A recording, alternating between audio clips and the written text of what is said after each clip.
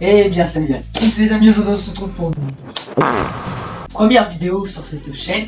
Alors déjà, on va parler un petit peu du coup de comment va se passer cette chaîne, mais avant je voulais vous dire que du coup Starter Drop a complètement floppé à cause d'un avertissement inconnu, parce que du coup je vais vous expliquer un petit peu dans la vidéo comment ça s'est déroulé.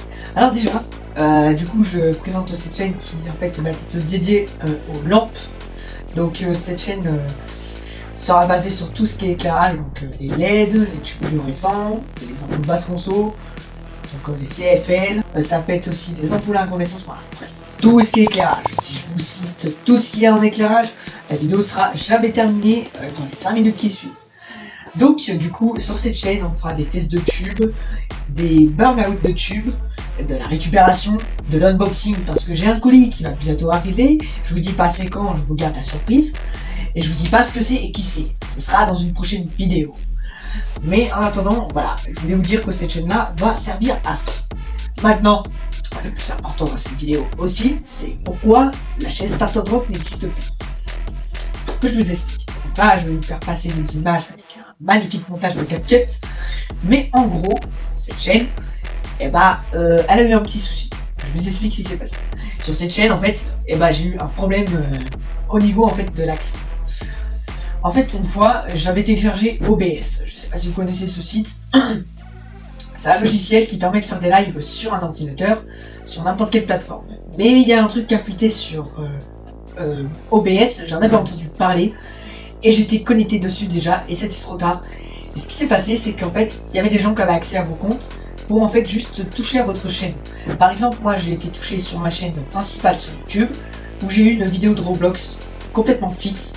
Et vous l'avez peut-être remarqué sur ma chaîne principale, mais une vidéo complètement fixe, avec lequel on avait quelque chose de Roblox, et il n'y avait aucun mouvement.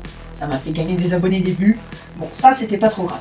Par contre sur TikTok, son compte principal a été banni parce qu'il y a une vidéo bizarre qui s'est retrouvée dedans. Alors que TikTok, je n'étais plus connecté depuis une semaine car j'ai désinstallé l'application parce que j'avais un bug et je l'ai pas installé parce que j'étais juste fatigué et qu'il fallait que j'aille me coucher parce que c'était à 11h du soir. Bref. Et du coup avec ça, j'ai eu... comment dire, j'ai eu un avertissement sur TikTok comme quoi ma chaîne avait été bannie définitivement. Donc mes 10 000 abonnés, je les ai complètement perdus et là je suis dégoûté. J'ai le seum total, mais bon, fallait s'y attendre. Et pour YouTube, ma chaîne secondaire qui était Starter Drop, en fait, sur mon compte TikTok c'était ma chaîne principale et sur YouTube, ma chaîne secondaire. En fait les deux ont été touchés, mais sur deux réseaux, à chaque réseau où c'est inversé en fait. Et Starter Drop, pareil, il y a eu apparemment une vidéo qui a été mise dessus et en fait ma chaîne n'était pas bloquée mais était restreinte et je trouvais que j'avais moins en moins de vues. C'est de là que du coup j'ai eu le pro des lampes qui a accédé à cette chaîne et qui a vu qu'il y avait une restriction. Alors on a décidé de réinitialiser cette chaîne malheureusement. Tout ce qui sera Starter Drop pourra être potentiellement sur Starter Geek et tout ce qui sera du coup maintenant dédié aux luminaires sera sur cette chaîne secondaire qui contient dans l'adresse email Starter, qui était à la base Starter Drop, mais maintenant Starter pour ce qu'on utilise pour allumer des tubes. Quand on n'avait pas de réglet de ballast électronique, il fallait des starters. Donc du coup cette adresse email là je la garde toujours parce qu'elle est toujours fonctionnelle, mais elle va me servir à faire cette chaîne secondaire. Bref, du coup voilà, l'annonce elle est faite. Si vous avez des questions, vous pouvez me le marquer directement dans les commentaires, mais cette vidéo ne va pas s'arrêter là car c'est l'ouverture de ma nouvelle chaîne. On va faire une petite vidéo bonus. Vous voyez ce qui m'éclaire la gueule au-dessus? Peut-être qu'il va falloir que je vous montre ce que c'est. C'est parti.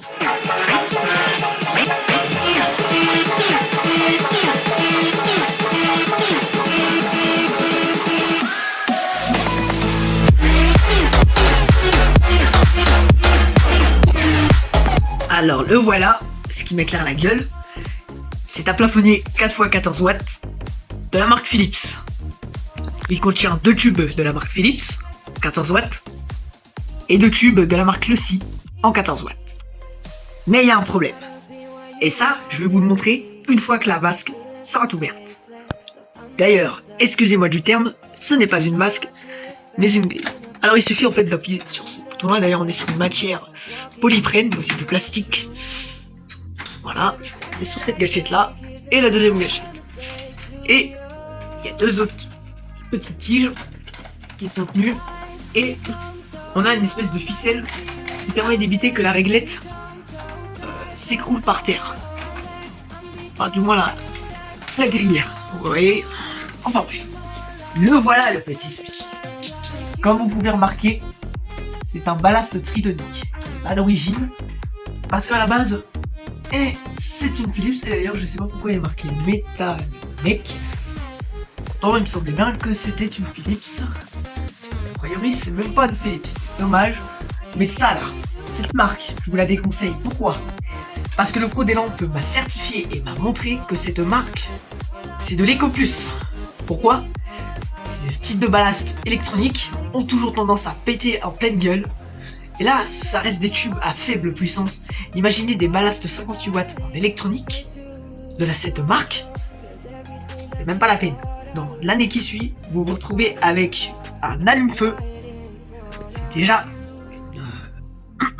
un avertissement que je peux vous donner sur cette chaîne. Voilà. Mais à la limite, si vous avez cette marque-là en ferromagnétique, vous pouvez être tranquille. Le ferromagnétique reste de meilleure qualité.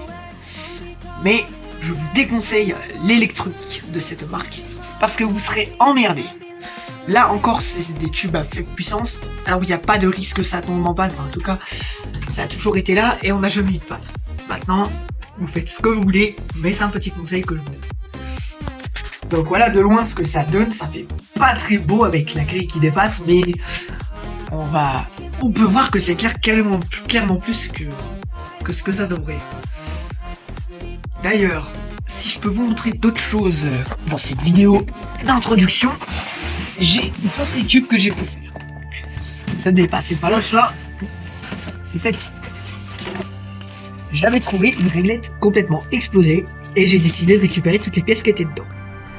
On a un ballast de la marque ASEC en 220 volts 50 Hz, une fois 36 watts. Voilà. Ici on a le schéma pour pouvoir monter le circuit et on peut aussi le faire fonctionner apparemment sur du 420 volts. Et du coup on obtient du 40 watts. Un deuxième, voilà. Je pourrais faire une autre vidéo pour vous montrer des techniques de branchement à double ballast. Ce sera pour une prochaine vidéo.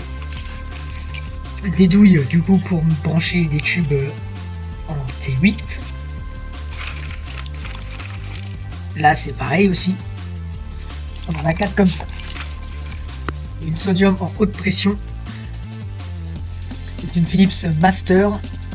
Elle fait 100 watts. Et c'est 8 kelvins. On est sur du blanc froid en fait.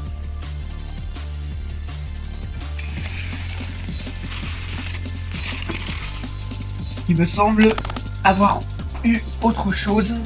Mais je crois que je les ai plus sur moi. Voilà, ils sont rangés quelque part d'autre. Là. Les portes starter du coup. Que j'ai collé en fait pour faire un branchement single avec 2 starters S2.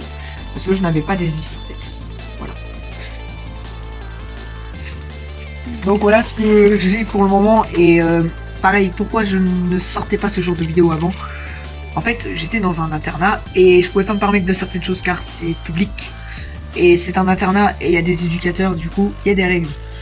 Et je voulais pas me permettre de garder ce genre de truc, surtout par rapport aux normes, à ce qu'il fallait même pas, pour vous dire, il fallait même pas remettre un disjoncteur qu'à disjoncter.